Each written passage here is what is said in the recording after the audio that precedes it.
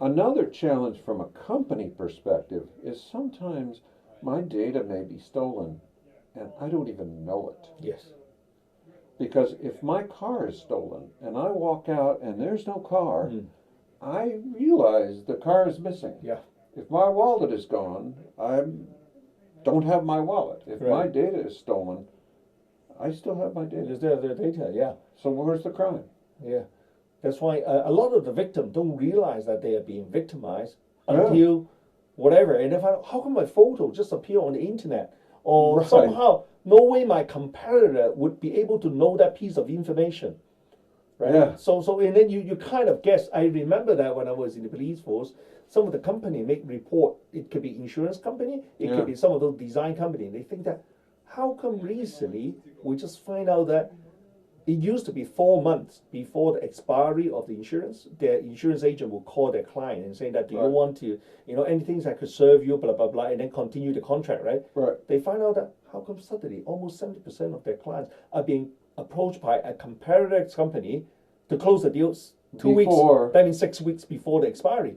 So then suddenly they look at the HR system and find out that, oh, there was a programmer, there was a few sales, left the company, 6 months ago. So they kind of suspect that data being stolen, so that they be able to know the client's information, the expiry date of the policy, etc. So they are launching, and also not only that, then they decided to contact. How do you know? How do you know your data was stolen? How can you tell? You can see if there's this kind of transaction, but it's too late. Yes, I mean, you're already being attacked with your own data. Yeah.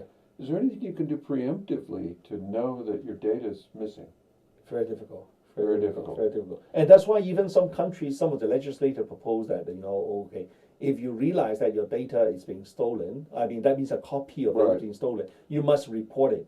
Now, because nowadays, because a lot of people I'm a CEO of a company, I don't want to, while I'm a CEO, I want to tell somebody that, copy of my client's data has been hacked. Exactly. Yeah. So no, let's not tell anybody. Right? And if you don't tell anybody, frankly speaking, nobody will know. Really? Right? So if you were to hack Facebook, nobody will find out? Unless the criminal wants to disclose that to extort you. That's different. Okay? Now, if they decided to do an extortion, okay, or intimidation, and say that, or in the case of Facebook, right, there was no extortion of that nature, but there was a whistleblower in another organization that said, I'm tired of my company committing fraud with your company's data. I'm going to tell the public how bad this is. And then it turns out Facebook knew long before that there had been an issue, and they said, no, I think we've dealt with it, and we covered it up, we hid it. So we don't have to deal with it now. And also the other challenge for law enforcement is, let's say if you identify the culprit, the hacker, and you identify a copy of the stolen data, then the next question you ask yourself, how many copies are still out there? So you mean how many credit cards are out there from the Target hack, or from the hack of and then the criminal will say, okay, this is my copy, I hand it over to you and destroy it. But can you be sure that I mean, you could trust a criminal, right? So that's why, protection of data is very different from protection of other tangible product, physical asset. It's very, very different. If you return my car, it might not be in good shape, but I know I've got my car back. If I've got my data back, I have no idea whether I really have it back. Yeah, same thing. If let's say all my clients' data is being stolen, now that means their credit card number, their ID numbers, their passport numbers, etc. All those. Now, for credit card numbers, credit card company could reissue a new set of numbers. Just imagine nowadays, a lot of people use biometric as their part of access. If some of your biometric features, your DNA, your fingerprint, your whatever, is part of those stolen data. Now, wow, that's really a problem. Somebody actually got my DNA. Somebody's going to clone me? Or at least digitally could digitally clone me. So they could pretend to be my DNA. Then how would I be able the system? I can ask my dad and mom, can I have a new set of DNA? Or can I have a new set of fingerprint, right? Oh, I want to order one of those. Right. That's why for security tokens, for passwords, for whatever those types of security access control system, you can always ask the authority to reissue it to you. But for those, even sometimes, right? Let's say the social security numbers or the driver's license. If you ask the authority to reissue a new set, it's very difficult because they use that. Can somebody steal my fingerprint? Isn't that unique to me? As long as your fingerprint, okay, so far, now you can challenge whether your fingerprint is really unique to you, right? Okay. That's another thing, right? But But it's a if it one is- in a billion thing. Yeah. Maybe there's multiple billion people Right. on the planet, so Right. maybe somebody has the same fingerprint. Right. But if someone takes my fingerprint, Mm. can they use it as biometric to get into my data? This is what we're concerned about. Now, Yeah. of course, the biometric algorithm is a bit more complicated than just directly applying the fingerprint features onto it, right? But still, people are concerned, right? If I could get your fingerprint and I know the algorithm, okay, to Yeah. transform your fingerprint into the final digital And I don't hash, need your fingerprint, I just need the hash. the hash, yeah, And so if I know the algorithm to create the hash, right, I could get your fingerprint off a glass, right, then use that algorithm, create the hash, Right. and now I'm in. right, yeah. Yeah, Okay. so that's why a lot of these issues are being popped up in the cybersecurity field. It's Mm. because another issue is what we call the digital authentication. Now you authenticate yourself through a digital mean. Now think of about phone banking.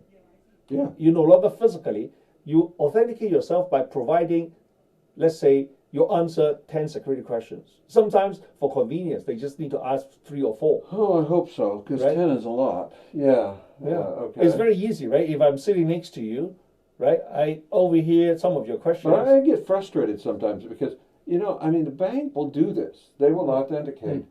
And I don't remember what I said for the answers. And so they say, how can you not know this? And I'm thinking, okay, what do you mean my first car? Do you mean Mercedes 190D? Do you mean a Mercedes Benz? Do you mean a 190D? Right. Do you mean my first motorcycle or my first car? I'm not sure which you mean Right. when you ask this question. And they say, well, whatever you answered. I don't know what I answered. It could be different things. Yeah. Let's try this. Right. Okay, you got it. Right. Eventually, I'll figure it out. But, Yeah. Right. dang. Oh, I just Yeah. gave away my security question. Mercedes 190D was my first car. Right. Okay, now you know. Yeah, exactly. Just think That's of one on of the my other side, security right? questions. Yeah. If that so-called the recipient end is a robot, at least it's the system that is picking up your answer. But what happens if it is a real person? I Yeah. could just write down, right? Okay, this is Ted Clark. Okay, that's his security question. I can note it down, and then I'll get somebody. I could sell that piece of data to somebody, Yeah. and somebody could dial in and say that I'm Ted Clark. Okay, can I confirm your thing? I ask those security questions, and once you Yeah. answer it, then you access it to your bank account, right? I was once in a bank branch and I could not remember my password and I was frustrated because I changed it to something creative and new. And I was with my wife there and they're asking me and I'm trying to remember to type it in and I said to my wife, I remember it was something like this with this. Oh, I remember, it's this. And I blurted it out. It's this number, this letter, and these numbers, and that's because that was this date Right. in our past where we did this, which had Right. these dates. And my wife said, you just told her, the bank officer, Yeah. your password. How can you do this? Yeah. I said, no, you can trust her. She works for the bank. Right. My wife, a little more shrewd than I am, maybe a little naive. She said, Right. maybe you trust her now, but people change jobs, Exactly. they change life, they could get into your Right, system. right. There's a reason the bank has this security. I said, you're right. We'll go home and Right. change my password. Exactly. Remember in the It was traditional. okay, I couldn't remember it anyway until then, so it was a bad password. So I better come up with something I can Right, remember. But right. yeah, So in the physical world, right, traditionally, we'll get our so-called that certificate of whatever Right. back, right? I'm still getting control of it, and then I'll present it every time when I get yeah. the So access here's control. my card with Exactly, a the magnetic access strip control. or picture But now or something. it's just a digital authentication. Right. It's just a few. And once few you things, give that few away, data. now anybody's got access to Yeah. your world. Yeah, yeah. So that's a challenge. Right. Okay. So we have issues with cybersecurity, and it's different from traditional security. Banks used to spend a lot of money on their vault, on their big physical vault, and Right. protections and guns and guards. And now you see that budget shifting. Shifted to It's the data all center. going over to the data center and to the cybersecurity and to the Right. protection of the data vault. And some companies are doing a bad job of protecting their data. Oh, yeah. Some companies are saying, like Sony did, we don't have that much to protect. The CIO of Sony said, I'm worried about data security. The CEO said, what are you worried about? We're not a bank. We don't have a lot of money. We don't have much to protect. But then when your emails get hacked and someone says, we're going to publish to punish you what you said about Taylor Swift, or what you said about Mariah Carey, which was embarrassing, or somebody else, we didn't want that to go public. Or we're going to publish all of your top executive salaries from your HR department. We didn't want that to go public out to the whole world. That's embarrassing. And so we don't always want that kind of thing to be revealed, and we don't recognize that we may have a lot of information we don't want to get out of corporations that are not just banks. Okay, so security is an interesting issue. Now, we're going to wrap this up and move to our next session, where we'll still have you back to talk about the human aspects and how that's changing of the security equation. All right, thank you very much. Thank you.